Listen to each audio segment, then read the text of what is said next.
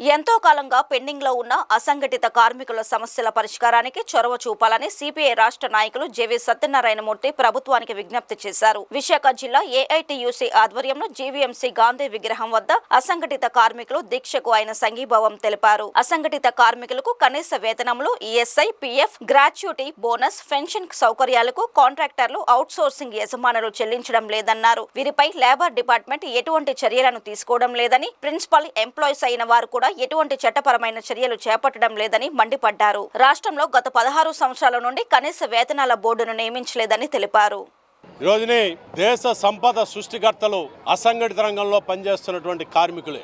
అసంఘటిత రంగంలో పనిచేస్తున్న కార్మికులు శ్రమ చేయకపోతే ఈ దేశ సంపద సృష్టించబడదు. మరి ఎంత సంపద సృష్టికర్తలైనటువంటి అసంఘటిత రంగ కార్మికులకి న్యాయమైనటువంటి వేతనాలు ఇస్తున్నారా? వీళ్ళకి రాజ్యాంగం కల్పించినటువంటి గౌరవప్రదంగా జీవించేటటువంటి హక్కుని గ్యారంటీ ఇస్తుందా ప్రభుత్వాలు అని చెప్పానంటే లేదని చెప్పని స్పష్టం అవుతాం. ఈ రోజుని 8వ పే కమిషన్, కేంద్ర ప్రభుత్వ ఉద్యోగులకు ఇచ్చేటటువంటి వేతనాల్లో 8వ పే కమిషన్లో 35,000 రూపాయలు కనీస వేతనంగా నిర్ణయం చేస్తే తప్ప ఒక కుటుంబం గౌరవప్రదంగా జీవించేటటువంటి పరిస్థితి ఉండదని చెప్పని తెలియజేస్తా ఉన్నారు. ఇంకో పక్కన 12వ పే రివిజన్ పిఆర్సీ కూడా రాష్ట్ర ప్రభుత్వ ఉద్యోగులకి సంబంధించి వేతన సవరణకి నియమించారు. మరి ఇదే సందర్భంలో సంపద సృష్టికర్తలైనటువంటి అసంఘటిత రంగ కార్మికులు కోట్లాది మందికి ఈరోజు 9,600 రూపాయలు కనీస వేతనంగా కేంద్ర ప్రభుత్వం నిర్ణయం చేసింది. రాష్ట్ర ప్రభుత్వాలు అయితే నాకు తెలిసి గత 15 సంవత్సరాల నుంచి కనీస వేతనాలని పెంపుదల చేయలే. ఒక్క కొత్త జీవో రాలా.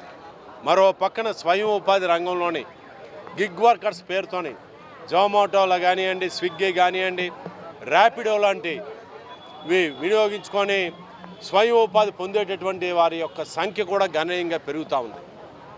మరి అటువంటి గిగ్ వర్కర్స్కి ఎటువంటి రక్షణ లేదు.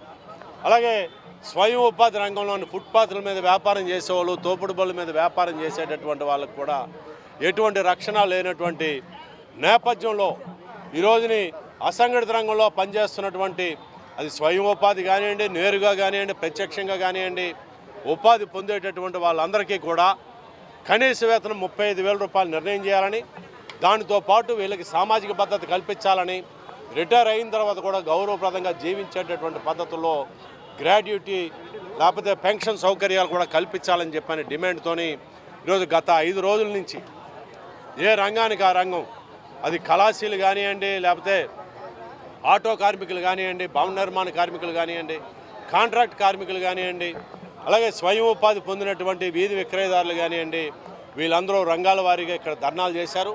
ఈరోజు మొత్తం అసంఘటిత రంగ కార్మికులందరూ కలిపి ఈ ధర్నాన్ని నిర్వహిస్తూ ఉన్నారు, మహాధర్నాన్ని.